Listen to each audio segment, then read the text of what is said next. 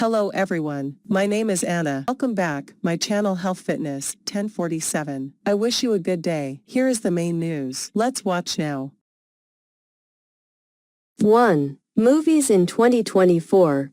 Lessons from a turbulent year at the box office in 2024. Domestic movie ticket sales are projected to reach approximately $8.75 billion, reflecting a decline of over 3% from 2023. According to Comscore estimates, while this figure is an improvement compared to the pandemic years, it remains significantly below the pre-pandemic average of over $11 billion. 2. Blake Lively sues. It ends with US director Justin Baldoni alleging harassment and smear campaign. The lawsuits stemming from a hit film have sparked significant discussions in Hollywood regarding the treatment of female actors. Actress Lively claims that director Baldoni, along with Wayfarer Studios and others, orchestrated a retaliatory scheme to silence her and others after she and her husband, Ryan Reynolds, reported instances of sexual harassment and inappropriate behavior by Baldoni and producer Jamie Heath.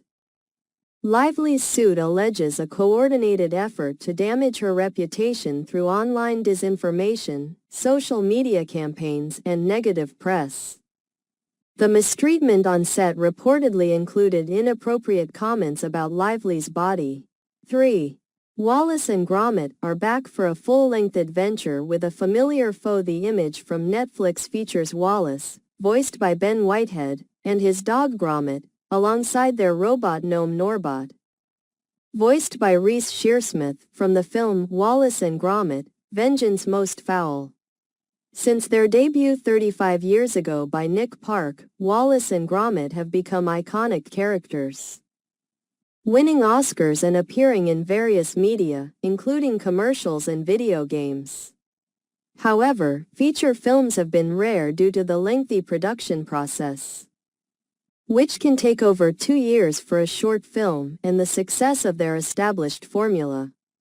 4. Charles Shire, father of the bride and Baby Boom filmmaker, dies at 83. Charles Shire, the Oscar-nominated writer and filmmaker renowned for classic comedies such as Private Benjamin, Baby Boom, and Father of the Bride, has passed away at the age of 83 in Los Angeles. His daughter, filmmaker Hallie Myers Shire, confirmed his death, though the cause was not disclosed.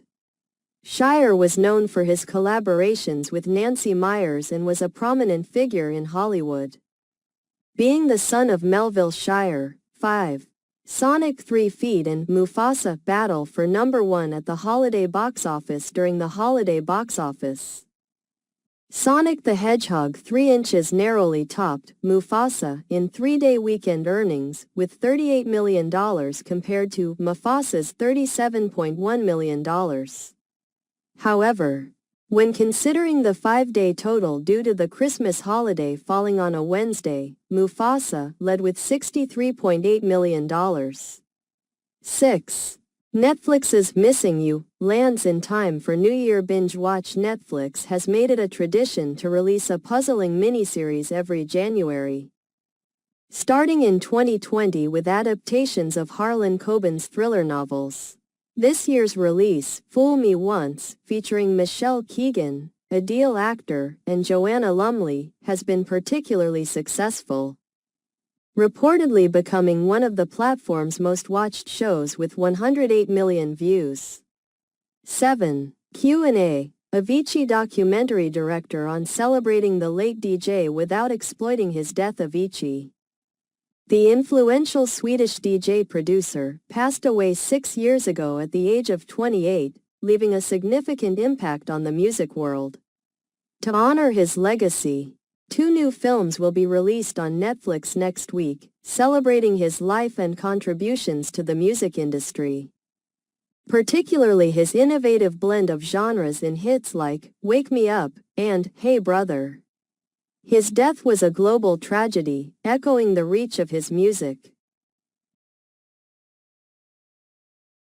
8. Wong Dong-hyuk on killing off his Squid Game characters and wanting to work with Jake Gyllenhaal in Netflix's Squid Game, creator Wang Dong-hyuk experiences happiness when characters die, contrasting with viewers' emotional reactions. He acknowledges the challenge of managing the show's large cast on set. 9. Josh Welsh, film independent president, dies after battle with colon cancer. Josh Welsh, the longtime president of Film Independent, passed away on December 31 after a 5-year battle with colon cancer. He died peacefully at home surrounded by his family. Film Independent's board chair, Brenda Robinson, expressed deep sorrow over his loss, highlighting Welsh's dedication to championing independent voices and his significant contributions to the organization. She emphasized the importance of continuing the work he started to honor his legacy. 10. Films directed by women and people of color plateaued in 2024. Study finds a report from USC's Annenberg Inclusion Initiative reveals minimal progress for women and people of color in directing top-grossing films in 2024. Despite hopes for recovery after the 2023 writers and actors strikes, only 13.4% of the 112 directors were women, a slight increase from 12.1% in 2023, but still low compared to 2.7% in 2007. The study highlights the film industry's slow advancement in diversity among directors. 11. George Folsey Jr., film editor and producer on John Landis movies, dies at 85. George Folsey Jr., a film editor and producer known for his collaborations with director John Landis on films like Animal House *, The Blues Brothers *, and Coming to America *, has passed away at the age of 85 due to pneumonia complications. His son, Ryan Folsey, confirmed the news. George Folsey Jr. was the son of George J. Folsey, a renowned cinematographer with 13 Oscar nominations. 12. The best horror movies of 2024 in his year-end reflection on horror films. Hollywood Reporter columnist Richard Newby reviews a range of releases from mainstream titles like Longlegs and Nosferatu to indie and streaming favorites such as The Substance and It's What's Inside. He notes that despite the uncertainties of the world, horror remains a consistent genre that allows creators to channel their fears into art. Newby emphasizes that while challenging times may not necessarily lead to superior art, they do inspire creators to confront and express their fears, as highlighted by the tagline of The First Omen, "Create something to fear." 13. Where to stream Wicked online. The article by Aaron Lassner discusses how to watch John M. Chu's film adaptation of the Broadway musical Wicked at home. It highlights the film's successful marketing campaign, record-breaking box office performance, and the upcoming release of Part 2, titled Wicked for Good, set for November 2025. The piece provides information on renting, buying, and streaming the film, as well as details on pre-ordering the Blu-ray and digital versions, and accessing exclusive behind-the-scenes content. 14. Angus MacInnes, Star Wars actor, dies at 77. Angus MacInnes, best known for his roles in 1977's Star Wars, Episode 4, A New Hope, and 2016's Rogue One, A Star Wars Story, has passed away at the age of 77. He died peacefully on December 23, surrounded by family.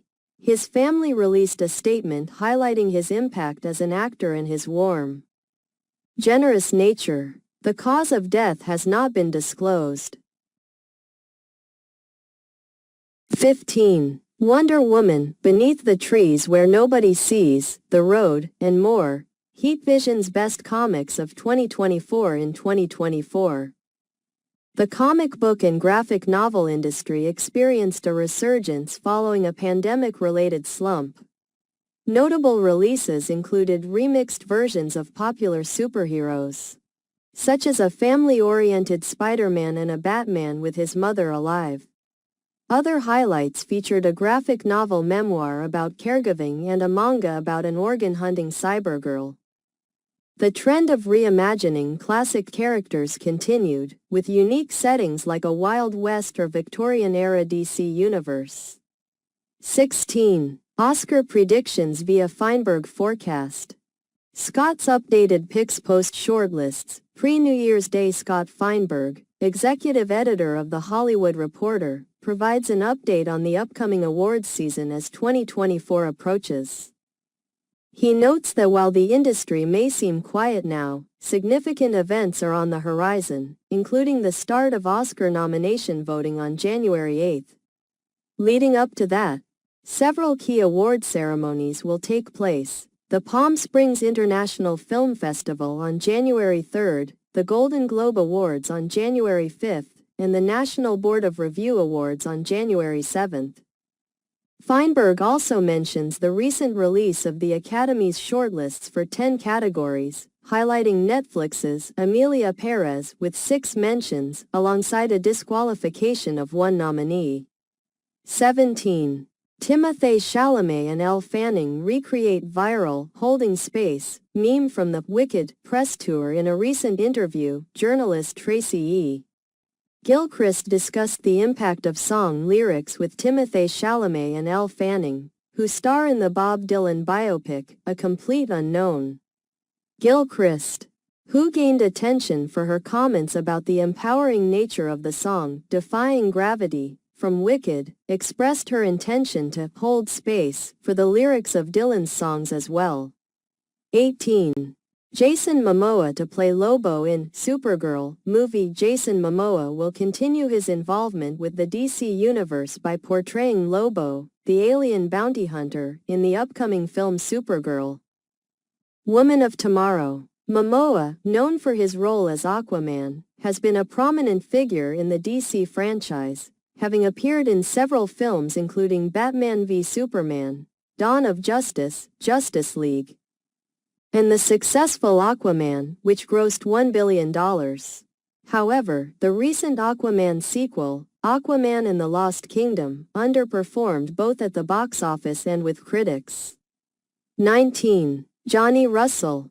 Shirley Temple's co-star in The Bluebird, dies at 91. John R. Countryman, known as child actor Johnny Russell, passed away at the age of 91 on December 14 in Loudoun, Virginia. After a brief illness, he appeared in films such as Mr. Smith Goes to Washington, Always Goodbye, and Jesse James, sharing the screen with notable stars like Barbara Stanwyck and Jimmy Stewart. After his acting career, he had a distinguished tenure in the U.S. Foreign Service, serving as a diplomat and ambassador in the Middle East and Africa. His daughter, Vanessa Countryman, confirmed his death. 20. Michael Moore boards Palestine's Oscar entry from Ground Zero. As exec producer, Oscar-winning director Michael Moore has joined as an executive producer for the Palestinian film collection, From Ground Zero, which is set for theatrical release on January 3 by Watermelon Pictures. The project, featuring 22 films by local filmmakers from the Gaza Strip, has been shortlisted for the Academy Awards in the Best International Feature Film category. Moore praised the filmmakers for their remarkable achievement, stating they created a brilliant film despite the ongoing Israel-Gaza conflict, which Amnesty International and Human Rights Watch have described as a genocide.